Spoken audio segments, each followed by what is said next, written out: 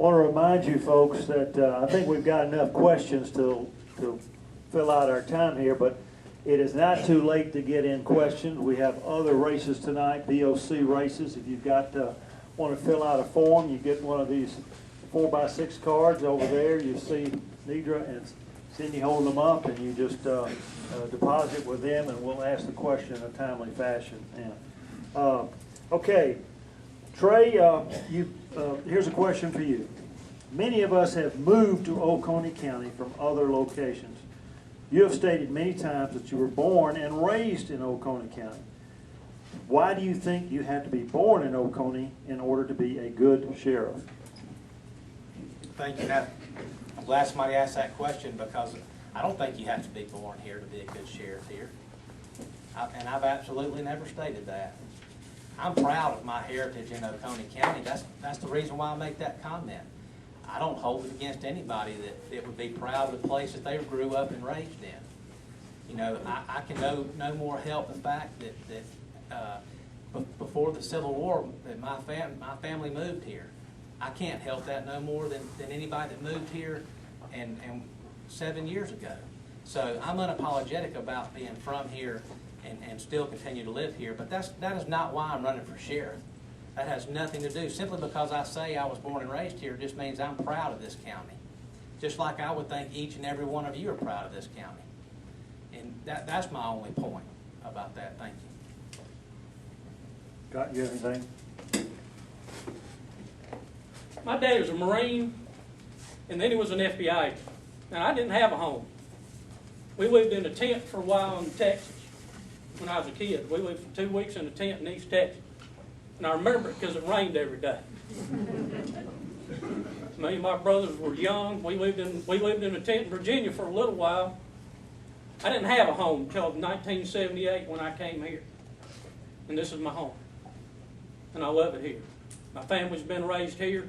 I've given my life to Oconee County, and I'm going to give my life to Oconee County for another 4 years with your vote and God's blessing. Thank you. Another question for Trey, and I'm going to give you a follow-up question on this one, Scott. Trey, the sheriff's budget is the single largest line item in Oconee County's budget.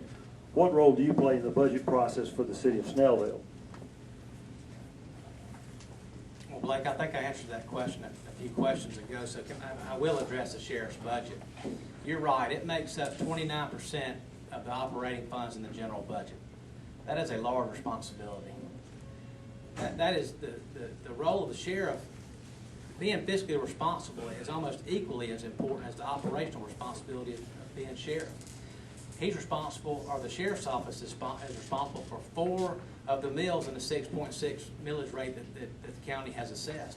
That's a very important position.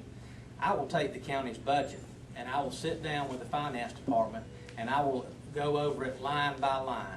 I plan on when I write my first budget, to pluck everything away, start at zero, and build a zero-based budget, and be transparent with it. I promise you we're going to place it online where you can read it, and you can see it, and you're going to see where your money's going, because I believe you deserve that as tax-paying citizens in Oconee County. You deserve to see where your money's being spent. Scott, my follow-up question related to the fact you told me when you came on that I think the budget was in the realm of about $800,000, and now we're considerably over that. Tell me about how you were prepared for that initially, and how you've grown into that, or as far as preparing that budget. Ever since I've taken office, I've sat down with the governing authority and whoever the finance director is. For the last many years, it's been Jeff Binko, and we go over our budget line by line. We go over the wants and the needs of the sheriff's office line by line. We go over what we have to have, what our constitutional duties are, and what we need to accomplish those constitutional duties. And I do it with the commissioners as well.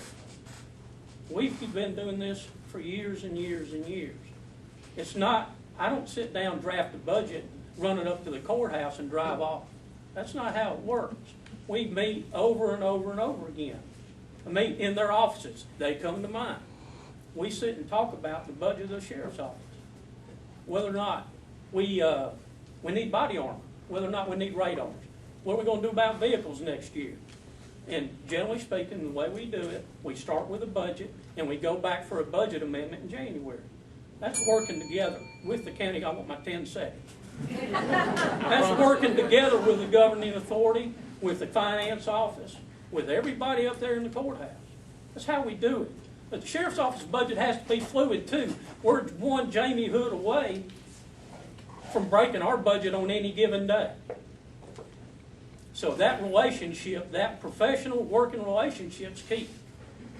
Thanks for my 10 seconds. All right, we have come to the end of our time here. I want to first of all congratulate you folks out there for being very civil. Thank you very much. It's been a good forum between these two things.